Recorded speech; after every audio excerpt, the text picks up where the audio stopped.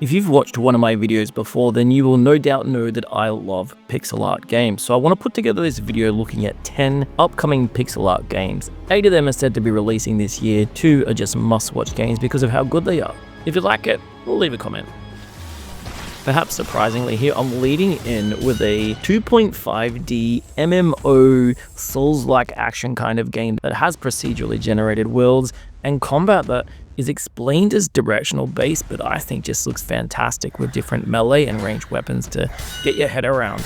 Duel Corp is an MMO game, so you can play it with friends or alone, and it's said to have insanely customizable characters where you can choose the way that you want to build your class, the way that you want to develop your weapons and armor and talents, including the ability to cast fireballs, which I like, and has a really distinct visual design that I think is fantastic. Duel Corp is slated for an early 2025 release, maybe one that you can get your hands on pretty soon.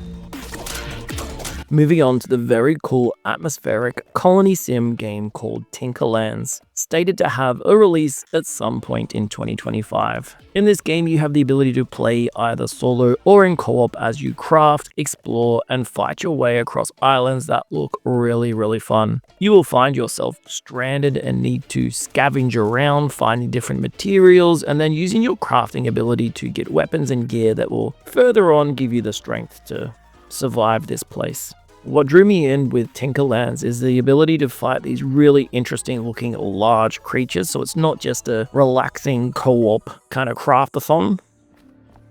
Fans of the very well received Yes, Your Grace will be really excited to hear that there's another add-on coming out called Yes, Your Grace Snowfall. This time you'll get to manage your kingdom in all the classic ways, managing resources, supporting different people, listening to the tales of your townfolk, but this time with the added element of snow. Yes, it's cold now, so better keep that hearth nice and warm. This game will suit those that love that kind of repetitive, relaxing, story-based petition games in which you get to learn about people and learn about their problems. I must say, of all the games definitely releasing this year, I think Yes, Your Grace Snowfall might have perhaps the most distinct pixel art, and it's so impressive, it is just a lovely game to look at. Q1 2025 release for this one. Rubinite looks to shine in a genre that I think is the most rage-inducing. It's the Souls-like boss rush. Yes, in Rubinite you'll be playing through a dark fantasy game, fighting some of the more interesting looking bosses, and when I see the animation and the attack patterns in this trailer here, I can't help but think, yeah, that might be a lot of fun to play, even though I know it will be really difficult. You'll be playing as Ruby, who is a princess who escaped from this Scarlet Kingdom, and now you're on your journey of revenge to pretty much make everyone who has scorned you in the past pay. There are some real fast-paced fighting mechanics here, as you'll need to learn the different patterns and weaknesses of enemies in order to defeat them, and it looks like there's some really interesting build paths where you get to choose which talisman and skills that you'll be equipping for each fight in order to defeat them. Another stunning looking pixel art game, Rubinite, is releasing at some point in 2025. I think I've done well to not mention any metroidvania game so far, but I have to mention one here, and it's Rune Fencer Ilya, an absolutely stunning looking pixel art 2D action-adventure metroidvania game in which you play as a young lady that is trying to search for her long-lost sister, who happens to be her twin. What we see in the trailer is a really diverse range of biomes and areas that you're going to be playing through, and some really interesting, quick-paced fighting mechanics that looks like it's going to be a whole lot of fun. Rune Fencer Ilya looks to have a really engaging storyline. There are over 150 different enemies that you're going to fight through, and of course, as with every good Metroidvania game, you're going to have some really interesting boss fights. I'm curious about the fishing and food crafting in this one. It definitely sits up there as one of the better looking pixel art Metroidvania games coming out.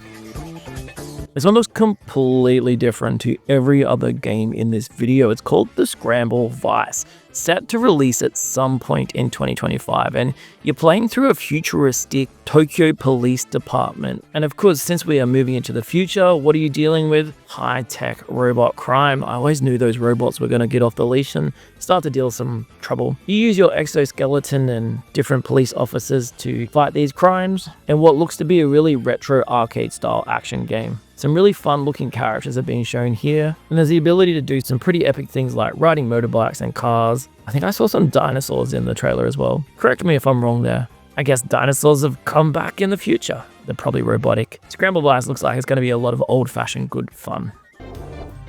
One of the cooler city builder roguelike games is Super Fantasy Kingdom, coming at some point in 2025. This is a game that I checked out the demo. I've got a video somewhere on my channel if you want to check it out, in which you have this really unique system of duality in which you are creating your little town colony in the bottom half of the map and then fighting battles with your heroes in the top half of the map. And as we see in the trailer, the fights start to get pretty epic and large in scale. I really like the way that when you develop new roads and new areas on your map, these last into the next round, which gives you a bit of repetition and progression in the way that you play through. And it just feels very different to every other roguelike game that I play. So Super Fantasy Kingdom is definitely one there for those that like to play something a little bit different. It looks kind of cool, but it plays really fun.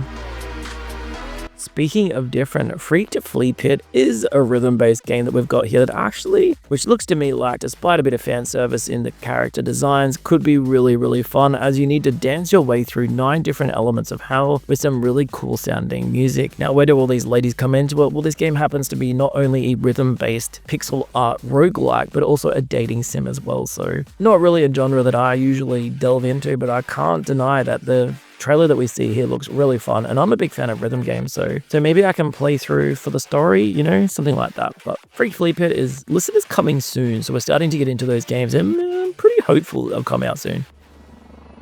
Alright, to be honest, I don't think this one has any chance of coming out this year, but it is possibly the most stunning looking pixel art game that I have seen that is listed to be announced, and it's called The Last Night by Odd Tales, and this one is quite famous for how good it looks. The trailer is absolutely stunning. It looks like something made from like a animation studio. The Last Night sets out to be a pixel art, cyberpunk style narrative story in which you get to play through the everyday life of Charlie, who is this citizen living in a city that has all this different augmentation and, you know, crazy cyberpunk existence that we've seen in many games now. I'm not going to give you too much details. You can check out the Steam page for yourself if you like. I just think it's worth looking at what is most definitely one of the cooler looking pixel art trailers, so enjoy.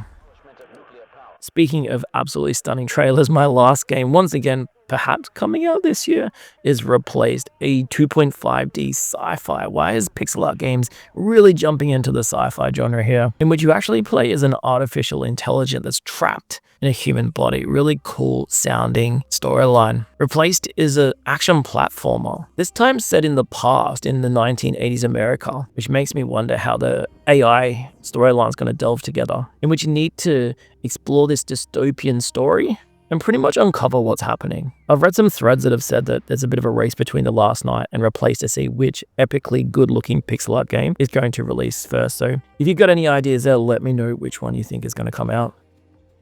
Alright, we've jumped through 10 amazingly good-looking pixel art games. If you've watched this far through, let me know which one is your favorite, and subscribing and liking is a way that you can tell YouTube that this channel doesn't absolutely suck. I think I'm about 40 subs away from my next goal, so I sure would appreciate it.